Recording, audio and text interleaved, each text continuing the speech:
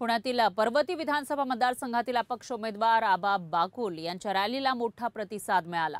प्रचारात आबा बागुल यांची मतदारांना मतदानासाठी साथ घालताना दिसून आले आहे। तर मतदारांनी ठरवलं आणि पर्वती मतदारसंघातून गुलाल उधळणार असा विश्वास आबा बागुल यांनी व्यक्त केलाय।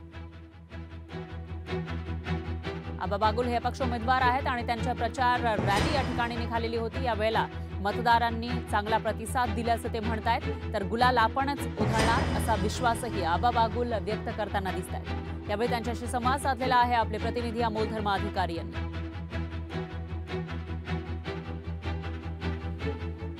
प्रचार संपायला अवघे काही तास शिल्लक आहेत। त्याआधी प्रत्येक उमेदवार हा आता मोठं शक्ती प्रदर्शन करताना पाहायला मिळते। पुण्यातील पर्वती विधानसभा मतदारसंघातील काँग्रेसचे बंडखोर अपक्ष उमेदवार आबा बागुल हे सध्या आपण पाहतोय की पदयात्रा आणि रॅलीद्वारे मतदारांपर्यंत पोहोचतायत। अगदी काही तास प्रचार संपायला राहिलेले आहेत। काय प्रतिसाद आहे एकंदरीत हा सगळा प्रचार कशा पद्धतीने झालाय?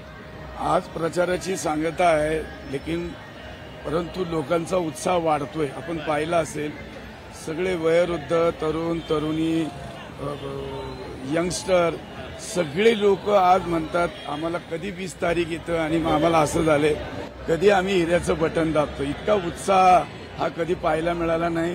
30 वर्षात मी अनेक इलेक्शन लढले परंतु उत्स्फूर्तपणे लोक असे सहभागी होतात आणि त्यांना इतकं परिवर्तन घडवायचंय, त्यांना परिवर्तन करायचं ही जिद्द त्यांनी निर्माण केली।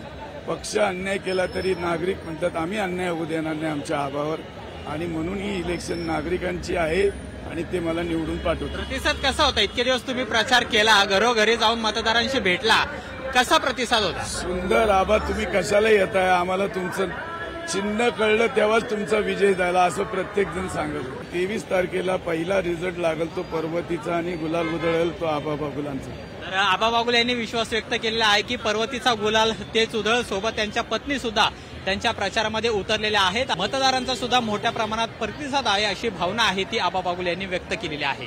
कॅमेरामन योगेश केळापुरेसह अमोल धर्माधिकारी, लोकशाही मराठी, पुणे। लोकशाही मराठी ऐका, पहा, जागरूक रहा।